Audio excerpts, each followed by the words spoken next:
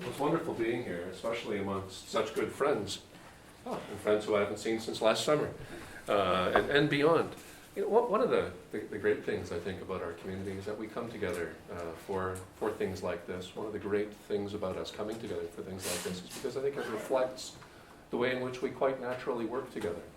If you talk to people who are working in the nascent forms of the fields that bring us together around these interests that bind us, a generation ago, they would tell you that that sort of work was typified by not getting together. Right now we think of teams, right? We think of how we work together in groups and teams and on larger projects, which reflect our own individual archival, let's say, instincts or development and prototypical instincts or our own individual research projects and their instincts. But we tend to think of that as a corporate work shared by a body of people. A body of people who get along collegially. And by getting along collegially, rather than being in competition with each other, getting along collegially, working towards larger goals, we can accomplish much more than we could individually. And that's certainly something that I've noticed over time. Figura, NT2, NT2 Concordia, just how we talk about this. It's a growing, a building of community. Far less of us sit and wonder what it would be like to work with other nice people like us in areas that we share. I think NT2 in particular is a great example of how that all comes together. So it's a long way of saying congratulations, first of all. But congratulations to all of us. I think it's great to be working in a community that allows, well, this type of coming together, this type of success, and a success that spreads beyond, let's say, those who direct and drive a vision or a mandate. It extends beyond those who come to the institutions that we all represent to study in the area with people who are driving this. It extends into understanding by those who are senior administration. I trained in early tutor non-dramatic poetry. You can imagine how many people share a vision of that. I'm really connected to it, but not everyone does. My administrators might not understand the way they would understand the sorts of interests that bring us together. This is something that's also shared in terms of the vision that we have by our funding agencies and those who support our work. Not only those who support our physical infrastructure, our labs, our teams, but those who support the work of that. And one of the reasons that is because it's something that's become incredibly important to society at large. And people often say that the humanities is a great example of something that used to be really central to us as humans and become less central in the institution, but in society at large. I think this is an area where it's become absolutely further more essential to us all. If you don't mind, I'm going to close the door. I'm going to sit down and tell you about a project some of you will be familiar with. It's the INKE project, Implementing New Knowledge Environments project. And what I want to do is I want to talk, well, among the friends that we all are, tell you a bit about what we've been up to, but especially tell you about the processes we're engaging in as we think of our next steps. We're a group that's been together, funded by SHIRT for 7 years, under what was then called a Major Collaborative Research Initiative funding envelope. About 35 researchers, well over 50 graduate research assistants, a third of that number or slightly less in postdoctoral fellows, working across many institutions in Canada, 20 plus, a number in the United States and Europe. All in and around, again, the same types of concerns that bring us together. Bertrand and I were talking earlier, remembering a time when INKE, about a decade ago, so we've been working together for 7 years, but we started talking a decade ago, where we were going to school in NT2. Bertrand reminded me he came to our first mini conference, a Birds of a Feather gathering, much like the group that's together today. And we started talking about what we were going to do, but we were still too far behind NT2. Bertrand went off and developed what he was going to do anyways, and we've been following, I think, ever since. Most digital humanists, most who do what we do, are very active listeners. I just wanted to say this is the project I'm talking about. If you want to take a peek at some of the things we're doing, just go to INKE.ca if you happen to be that same sort of active listener, active engager. Take a peek there. You can see the sorts of things we've been up to, but also I'll talk a little bit more about this. Now, if I sit down, am I tall enough that this is going to be okay? I'll stand for a bit longer, and then I'll sit down and maybe stand back up. But we need the code for the ID wire 002 Whoops. Here we are. Concordia guest, wire 0028. Password March 2015. Sorry. Oh, that's good. I'll stand a bit further over. So what is INKE? Well, first of all, INKE can be pronounced a bunch of different ways. We've had a lot of fun playing around with it. We call it INKE, which people said also rhymed with stinky. So we stopped doing that. We tend to say INK with an unaspirated E, but some also say INKE. And a group of our graduate research assistants talked about putting an umlaut over the E and then making t-shirts that riffed on sort of heavy metal concert shirts. We could be INKE, but we tend to say INK or anything of that sort. What we really are is a collaborative group of researchers, organizations, and partners that explore through the digital humanities things like scholarly production, scholarly communication, and the way in which we interact textually as people. We do that from the perspective of the past. So we draw on book history, we draw on, well, the same sorts of things that the community of Sharp would explore, history of authors, readers, publishers. We take a look at that. What we try to do is use that as a foundation and an extension then into the future vision of what textual interaction, communication will look like. Drawing on the past, I think the way academics do best. Not looking at the future as being a significant rupture or departure from the past, but rather being a reflection of the past, an evolution of iterated developments that make sense to us from a human perspective. We've also talked about INKE as being a digital humanities intervention of a sort of theoretical but praxis-oriented kind. Digital humanities intervention in scholarly publishing and fields like Histoire de l'Île and so on. Again, we're an international team primarily based in Canada, and our 7-year project cycle has gone from 2008 to the end of 2015, but will extend into 2016. And it began at this thing that some of you are familiar with called our Digital Humanities Summer Institute at the University of Victoria in its early years, where a small group of us got together and talked about what we could do with the skills that we were picking up in digital humanities. How could we apply some of the programming languages that we were then using to try to prototype text analysis tools, for example? How could we take what we were learning about open access, which was then not approved and promoted as it has recently been by the Tri-Council, but was itself a nascent idea and quite revolutionary at the time. One of the revolutionary hubs was here in Montreal with Stephen Harnett, who may still be here in Montreal, I don't know. Yes? So we began at DHSI where we had a group of people coming together with significant interdisciplinary backgrounds, all learning about each other and learning about their own disciplines and other disciplines through methodological approaches, through the tools and through the skills. A methods-based type of community. We asked ourselves one day, as we were, actually it was late one evening, we asked ourselves late one evening after a very full day and a very full evening, what sort of project we could do with this. And we decided we wanted to look at this type of intervention that I'm talking about with INKE.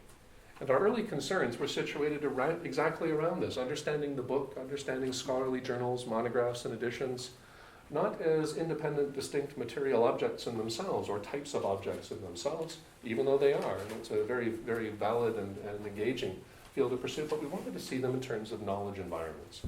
We wanted to see them in terms of not necessarily what they themselves were, but the way in which people interacted with others around them, the way in which knowledge was constructed around these things as objects, and particularly the way in which, if we were to look at them from, say, an ebook perspective, this was just as the Sony ebook reader first generation was coming out. It was before the iPhone, it was before the iPad, which was a complete game changer for us, and tablets and so on. We were talking about things like e-textuality. We were talking about the history of reading in text, and we were talking specifically about something that many of us are much more comfortable with now than we were under a decade ago, or almost a decade ago. Prototyping is an iterative research activity where you have an idea and then you build something. Again, nothing new to the NT2 community, but for us, as we were reaching out to book historians, as we were reaching out to traditional textual scholars of many kinds, as we were reaching out into fields like human-computer interface and design, philosophy, as we were reaching out into a number of fields, 90 or so, total and subtotal, this idea of building something around an idea was quite new. And then even trying to understand what it meant to build something around an idea that was practical, that was functional, that was computer code-based. We didn't understand that. One of the things we didn't understand, but I think we understand much better now, was the fact that you didn't have to build something that was fully formed. You could actually build a little piece of something, a little prototype that simulated an element of functionality that you wanted. Does anyone remember, for example, the first page-turning software you could have on your book? Where you could, that's so cool. It's so simple, so direct, completely mundane now, right? But at the time, wow, mind-blowing. And that was just a little piece of a much larger package. But they began with that. That came from a research prototype, and then it was ultimately developed into something more. We got used to the idea that you could begin with something like that and then build out from it iteratively. You didn't have to present the book fully formed or the object fully formed. The object itself was something that formed over time in the constraints and in the environment of the community, our community. So with this sort of thinking, we started meeting roughly in 2004, and we put in for what was then called, what was it, a cluster development grant with SSHRC called Human-Computer Interface and the Electronic Book. We then put in for another one after a very fruitful year of meetings called Implementing the New Knowledge Machine, Human-Computer Interaction, and the Electronic Book. And ultimately we led towards a SSHRC strategic cluster development grant, consolidating that, moving into the MCRI.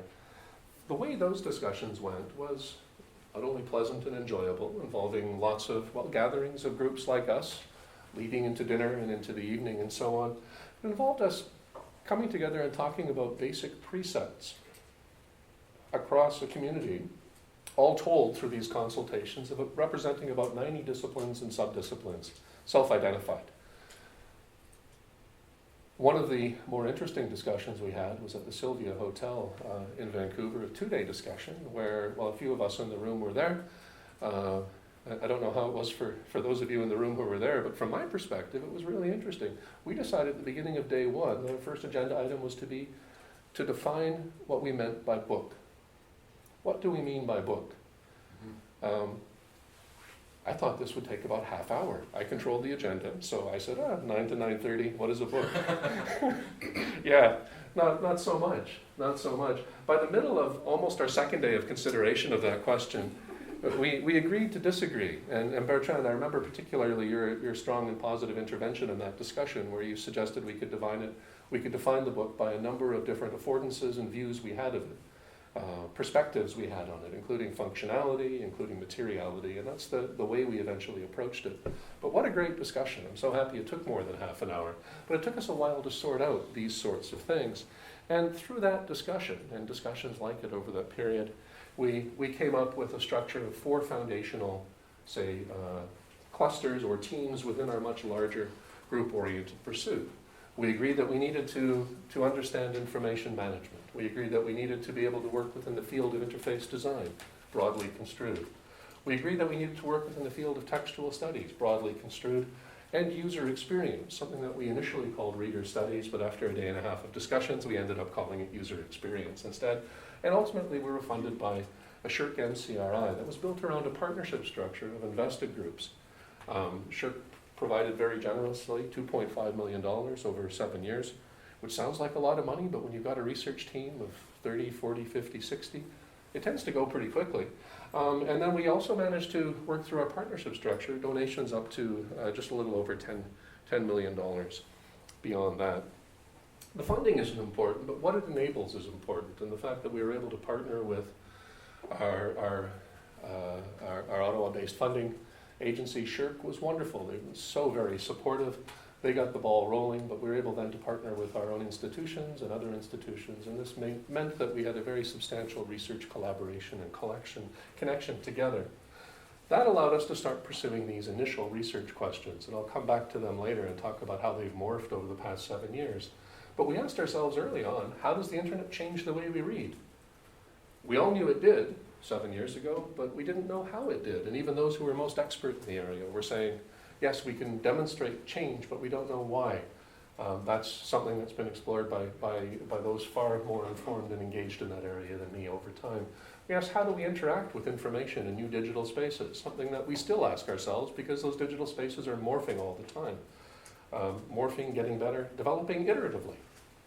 What features, we said, can improve online environments, and particularly what features from the past can we bring forward that maybe weren't so facilitated by manuscript and text, machine text cultures, but can be facilitated better in the digital age? We asked, how can we better design data in online environment so that even our underlying data structures would be something that would then manifest in more functionality by the time we got it, well, I would say now onto our iPhones or smartphones, but back then we weren't thinking in those terms necessarily. We were imagining interacting with the first generation Sony ebook reader, which didn't really have a lot of functionality, so the research question was quite narrow at that point. We also asked ourselves, how do we work together to reach our objectives? A collection, again, of people representing 90 different disciplinary and subdisciplinary backgrounds. How could we find ways to ensure that what we did was, well, in line with the goals we set, answering the questions that we had. Working in a group is wonderful, especially a friendly group, but it still has its own challenges. Communication and coordination being top among them. And we pursued those those questions through a number of objectives. One was documenting features of previous textual forms. Another was advancing understanding of impact variously on digital in reading environments. Conceptualizing new knowledge environments and developing tools that allowed us to play around, if you will, and experiment for what it could mean to read in different ways, to communicate in different ways online. Our community gravitated very quickly towards Twitter, in particular, because of all the possibilities it allowed to network and to link and interlink. Less so to Facebook, for some reason. In our particular research community, we haven't explored the reasons behind that. We talked about wanting as our objective to create dynamic and functional reading interfaces and prototypes in particular, and consider that one of our main focal points. Not so much writing books and articles and so on, but rather imagining an idea and then seeing the tool itself, the functional prototype, as being a first natural extension of the idea. And because many of us work in structures where you need to have understandable credit, points of dissemination, then the book and the article would kind of come after that essential core work. We wanted also to ensure that our process documentation and planning facilitated the work. We divided up our time like this. We're still in the middle of it. Our first year was foundational, figuring out how to work together, bringing together tools, corpora, bringing together the expertise we needed. Then we worked specifically the first year on corpora, did a lot of tool development around there. The following 2 years looking at scholarly editions. The following 2 years from that looking at scholarly journals and monographs. We've just completed that particular cycle with many wonderful partners, including the Public Knowledge Project, working also closely with Erudit and others. And this is the year we're in now. We're talking about sustainability, consolidation, dissemination, and integration as we imagine what's next. Across the years, too, our teams have changed with our focal points. So initially, we were working with interface design, information management, textual studies, and user experience as distinct groups, all within a larger whole, but each having their own area of expertise, their own area of focus, and coming together at various points. The personalities haven't changed that much, but the way we structured ourselves internally has changed over time as we've had needs to communicate and interact and operate with each other in different ways.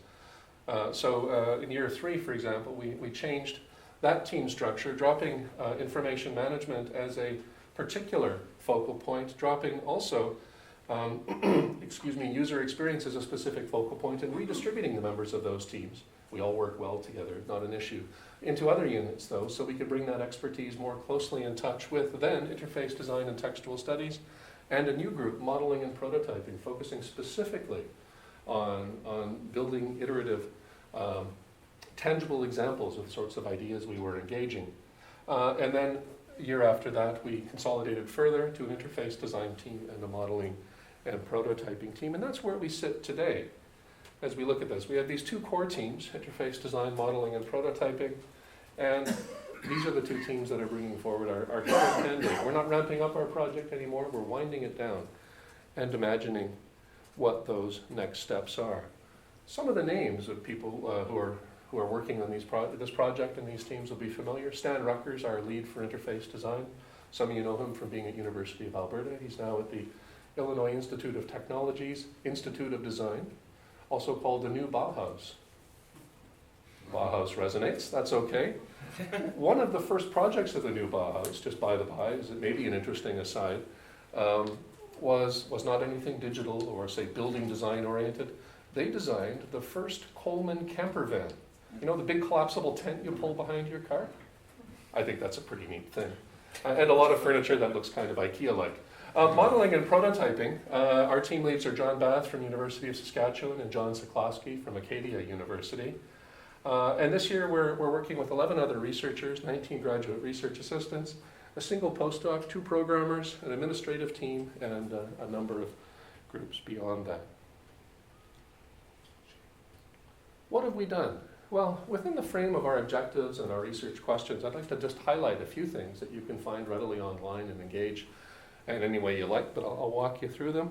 One is this publication, in fact, an interactive online publication called Archbook, Architectures of the Book, developed specifically so that we had a textual studies and book history understanding of the features of text in considerable detail, which would then aid those who didn't have that type of understanding of, let's say, the feature of page numbers in a book, to be able to quickly understand the full parameters and features of page numbers so that they could begin to prototype and develop in interesting ways. I use page numbers as an example because one of our early discussions was, as we thought we were going to be working with the Sony first generation ebook development team and the Sony Research Lab, we had an inquiry from a group who was working on some of those things. What are page numbers? What have they been over time? How can we understand them quickly? Not from an academic perspective, which tends to problematize everything and add detail on detail, and we consider that's a lot of added value. A commercially oriented R&D environment doesn't want that. What they want to know is just what do they need to know so that they can begin to work. They work on a 12 to 16 month research and development cycle from inception to market, whereas 12 to 16 months would be just when an academic's getting going on an idea. They have a very different sort of world. So we thought Archbook would be a great way not only of talking to ourselves and each other in our community to talk about features of texts and document them, but also talk to our research partners who needed information when they needed it very quickly. Didn't have time to follow 20 or 30 different citation chains and arguments to understand what a page number was. What they needed it was all together. And I encourage you to take a look at that. That was one of the first fruits of our textual studies team led by Alan Gailey at University of Toronto and Richard Cunningham. And that is also involving Paul Werstein and Brent Nelson, very important scholars in that particular area. But it's had a brilliant afterlife, and it continues to grow and thrive as a publication on its own, even beyond its immediate use. This is another one produced in consultation with U of A Press. The INKE team, Editing Modernism in Canada team members were involved. Susan Brown's Quirk group also involved. The dynamic table of contexts. This is one of those things that as we were casting our eyes back to ideas that didn't work in print culture, but might work in digital culture, we thought, in 1482, forgive me, I'm not expert in this, I'm just pulling that date out of a hat. In 1482, there was a publication that seemed to have a combination table of contents and index, a very detailed index right at the front of a document to aid navigability. But this was something that didn't catch on. Indexes then went to the back, or indices then went to the back of the book typically, and tables of contents and lists of contents were much more condensed in form. But we asked ourselves, what would happen if we took those two concepts again, the table of contents and the index, and blurred them together using dynamically generated digital interaction points? And that's how we get this sort of thing, the dynamic table of contexts, which brings together not only a traditional table of contexts, but the index, and merges the two. You can do dynamic interactive search on this. This sounds, in, I think, one way kind of mundane, but as we were working through the prototype, this was all quite new. And it really does allow one's interactive facilitation with not only a single text, but a whole body of texts. It's a tremendous type of navigation engagement tool. That courtesy particularly of Stan Rucker's lead from our ID team, and evolved mostly around those who are associated variously with University of Alberta and a much larger consultancy group. Also out of the interface design team comes this, the bubble lines interface, which in essence allows you to see occurrence, co-occurrence visualized of certain sorts of words across large text corpora. The example here I don't know if you can read that. If you can really squint your eyes, you'll see Love's Labour's Lost and titles of other Shakespeare plays and so on. And the words being highlighted here are King, thy Lord, thee, and thou. I think doing some work in consultation with Waterloo's Jennifer Robert Smith, but again led by Stan Rucker and a number of others on the interface design team, including Stefan Sinclair and Claire Warwick and Lanford from University College London and Stefan from McGill. A quick visualization of word co-occurrence across a corpus so you can see where the hot spots are of themes that are highlighted by words. John Siklowski and the modeling and prototyping team have been working on this interface called New Radio, something that's been adopted by a number of different projects. And I believe right now John and his team are in conjunction, or talking with our National Archives, but also Canadiana, about how to visualize their collections there. This allows one to visualize a collection, a digital collection of static objects in digital form in a number of different ways, but beyond the PDF, one page after another, it allows you some sort of organizational facility, provides an alternative perspective that encourages engagement of materials like those that John and his team have been working with. Here's one that Sophie was kind enough to mention earlier too, our social edition of the Devonshire manuscript, where we took a very staid early Tudor non-dramatic poetry manuscript and we transcribed and presented, and then we put it up into Wikibooks, the book arm of Wikipedia, to see what would happen. Initially as an experiment, and we assumed that if we took this object that was really of interest to 20 or 30 experts in the world, and we were to put it in Wikibooks, that very little would happen. And then, some of you have heard me tell the story before, then the Tudor mini-series came up. Did anyone watch the Tudor mini-series? Nobody. You guys are, okay. Yeah, this is a highbrow audience, I get that. But people who watch this mini-series about Henry VIII's court and sexual intrigue and political nastiness and so on, they would then go on to Google and type Henry VIII, Anne Boleyn, and what came up? Our social edition of the Devonshire manuscript, which is this document that in the English tradition, following the continental French tradition, in the English tradition is the first example of men and women writing together in a community. They wrote poems to each other, poems that ask and answer poems that are before or after. They wrote in the margins next to love poetry, where presumably a male speaker is saying, I pledge to you, why don't we get together tonight? And in the margin it says, yeah, right, this sounds like garbage. A very active sort of document, and a brilliant read if you have the paleographic skills and so on that you need to do. It's from the 1530s, and that date I'm not pulling out of a hat, I do know that. Roughly 1532. Putting it online, people found it very interesting to engage too. We transcribed it, so people didn't have to worry about the early Renaissance hands, the handwriting, which is very different and distinct from what we have today. People could then read it. They could click over and take a look at the original page documents in imagistic form if they wanted, thanks to our partners at Perdita Project and Adam Matthew Publishing, partnered themselves with the British Library. They could read about it, they could click through, they could ask us more questions about what went on in Anne Boleyn's love life in the 1530s. And we'd say things like, because it wasn't to an academic audience, well, it didn't end well. Anyone knows the story knows that it didn't end well for Anne Boleyn. But that's that, a social edition of what we thought was a very academic and sort of dispassionate, objective object, becoming something because it was in Wikibooks, because it tied into things going on in the world around us, in particular the Tudor miniseries, something that people beyond the academic circles engaged. We also engaged those who were expert in the community to, in essence, have a quality assurance role. People came in and made changes to our Wikibook, our online edition. People who were not experts did, which caused us initially a little bit of panic, but we realized that for the most part it was enrichment. And anytime it wasn't enrichment, the community of those who cared about this object and its intellectual space, they fixed it. Beautiful. Anyways, this is one that I was closely involved in. I apologize, I went on a little bit too much about it. And in addition to producing those types of objects and those types of prototypical artifacts, we also did do some publication.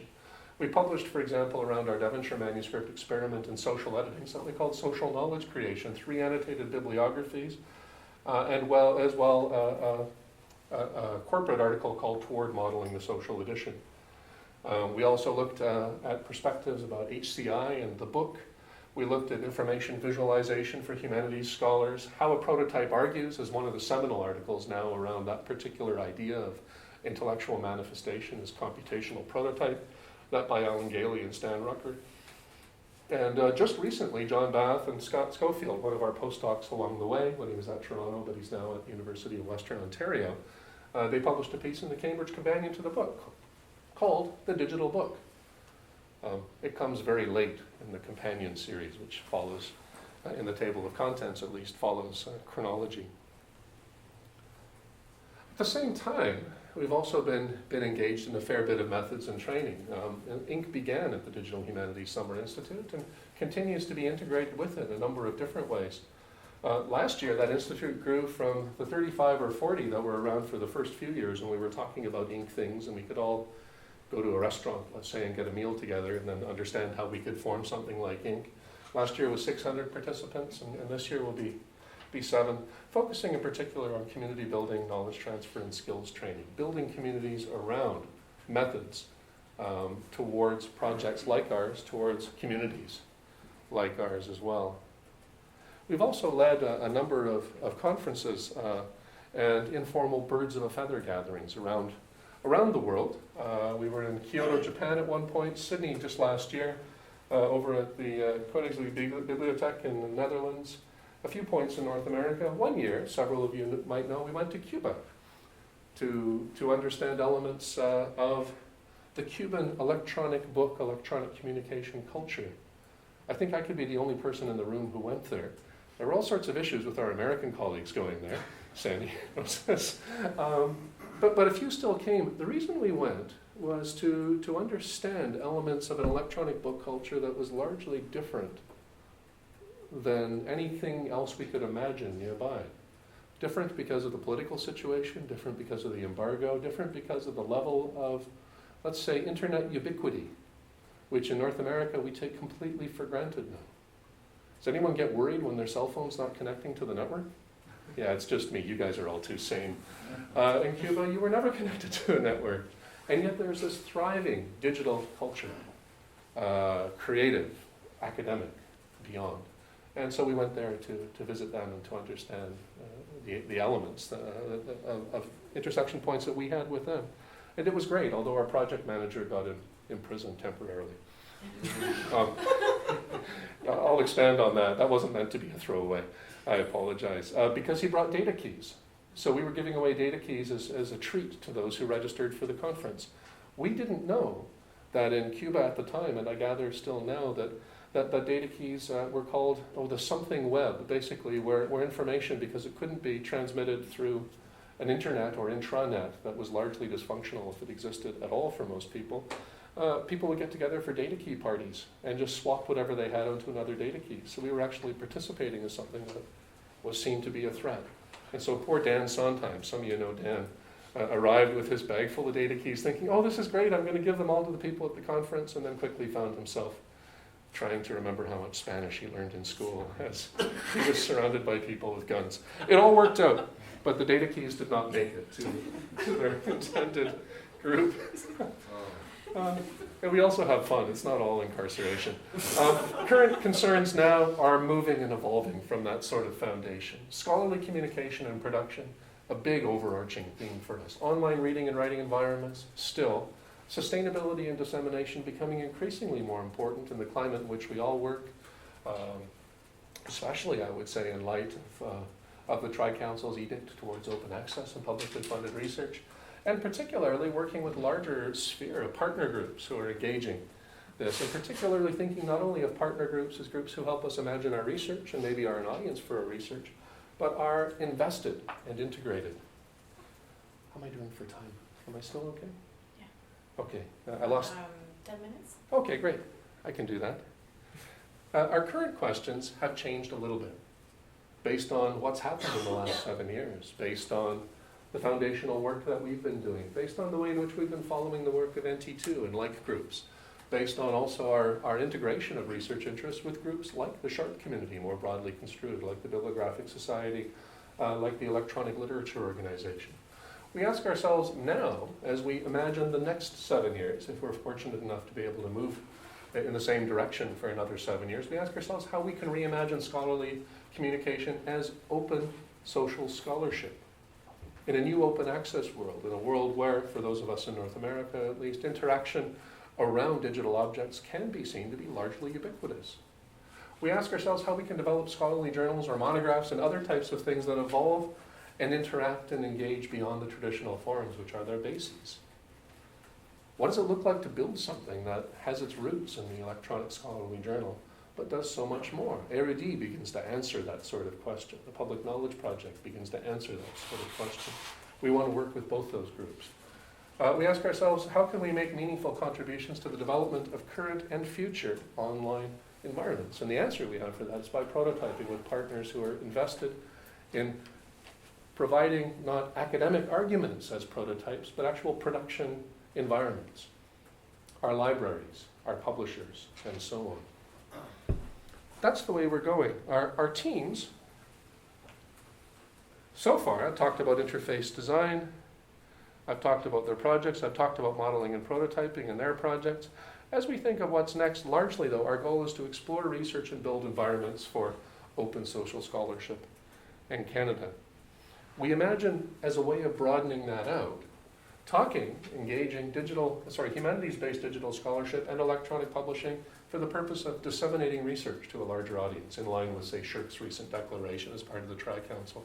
We imagine as a central concern being continued training and advocacy, continued training, but being more explicit in our advocacy from the perspective of our community, our shared community, to create a strong community and to ensure that our concerns are understood in the places it needs to be understood. They need to be understood. We're concerned about open access, to share work as easily as possible and to be able to build open environments around this. And again, academic prototyping and critical making as a way of reaching new conclusions through alternative methodologies. This has facilitated or suggested a bit of a rethinking about how we are going to structure ourselves in order to move forward. We're still imagining the two research teams that we have as core, continuing on as they are, but we imagine going into a 4-cluster structure. Interface design and modeling and prototyping still being core to the areas we're engaging, but to ensure that we can build beyond and build into the future, we're also talking about having teams focused around integration and focused around engagement. And I'd like to talk a little bit more about that. As the work of our community becomes more prominent, more visible, more important because of the way in which our administrations and our institutional support structures work, because of the way in which our funding agencies and their structures work, because of the way in which society at large seems to be understanding and engaging, even if in sort of a consumer culture-oriented way, the sort of work we're doing. But we feel we have to look out in planned and structured ways and understand how to engage all those communities beyond the core academic community. So our engagement cluster thinks a fair bit about this. Our lead for this is proposed to be Brian Owen from Simon Fraser University, also the managing director of the Public Knowledge Project. And here we're focusing on strong partnerships as being absolutely necessary for continued contribution and strength, not only of Canadian digital infrastructure, but of international digital infrastructure, the thing that provides the environments on which we build, the things that ultimately become the platforms for our electronic scholarly publications, the things that allow us in a sustained way, an academically understood way, to comment on things we see online and have those comments last in structures that others maybe coming 5 minutes, 5 months, 5 years later can engage in the way, say, that some sort of social reading environments work already. I think, I can think of a number of examples. It also gives concern and thought to the best way to bring together diverse groups of partners so that they can work together on things that interest them. I've talked a lot about the partner groups that I'm most closely involved with, but others on our larger INKE team are working closely with groups beyond them as well. It's a very large structure, up to 35 partners we imagine going forward with for the next phase of our work. Understanding their needs, their interests, their focal points in the academic contexts and the research and development contexts we have is very important so we can understand the best way of working together. Understanding also some of these larger amalgam of types of movements around, well, things like the Canadian Research Knowledge Networks, oh gosh, what is it? Integrated Digital Scholarly Environment. Some of you may have heard about that. IDSE, IDSE. When we saw that acronym, we felt a lot better about INKE. There are so many ways to pronounce IDSE. There are many ways to pronounce INKE, and so on. But CRKN has been leading this initiative to bring together the various components of what academics understand they need to do in the digital age, and then to serve it. And one of the great things that is the platform that they bring to that too. The Canadian Research Knowledge Network is responsible, well, some say, for acting like a buying club for all digital academic information for all Canadians to access. So they've got that as a great foundation. What they're talking about doing is building tools, bringing tools to that for us all to be able to use that information more readily, to contribute to it more readily, to benefit from it in new ways. So we see this as an essential sort of component of what we do to pool knowledge and experience for best possible results, working with groups like IDSE and the Canadian Research Knowledge Network, working also with other infrastructural consolidation groups. Our integration cluster, led by Lynn Siemens. Some of you will know I have a conflict of interest with Lynn. We're married, we have kids. Working also with Lisa Arbuckle on this as well. We'll be largely a liaison group for coordination and community building, working in concert with the other clusters to provide what could be construed as a knowledge dissemination, knowledge translation type of function. So if one of our groups does something, as I would be naturally inclined to do personally, does something really obscure and arcane from an academic context, but it might have some value to the general public, this group would understand how to build that bridge. The last thing they'd want is for me to go and talk to the general public because I would just talk about arcane things, but they understand how to make that connection. We realize we need a lot more of that from our community, reaching out into the largest constituency possible for our work, and that is the Canadian public and the public at large generally. Also focusing on issues of sustainability, dissemination, outreach, and not the least of which important, the sorts of training environments that ensure that we're appropriately methodologically founded. So we see our next steps looking, as I said before, around dissemination of research to a larger audience based on the sorts of scholarship that we together do. We look at creating a stronger community through training and advocacy, again, with our concerns and our experience and what we have to offer at the center of it. We look at open access as being a way to facilitate this and building tools around open knowledge being a way to facilitate this. And we see academic prototyping and this newer notion of critical making being a way forward. I think with that, probably, I'll just stop there. It's been a real pleasure telling you a bit more about a project that I feel really strongly about, not only because it's a great group of people, like the people in this room, bringing together diverse skills and interests towards a common goal, again, like what brings us together here, but because it's a project that has, like NT2, like Figura, like others that we all represent, has real meaning, not only in an academic context, but a real meaning in those contexts beyond, that we as academics, that we as students and scholars are supposed to be serving and addressing in the community around us. I couldn't imagine a better group of people to be talking with, I couldn't imagine a better group of people to work with, and I couldn't imagine a better sort of pursuit of these important goals that we all share. So I want to thank you very much for the opportunity for speaking, and want to say congratulations again on everything you've done and will do with us together. Thanks very much.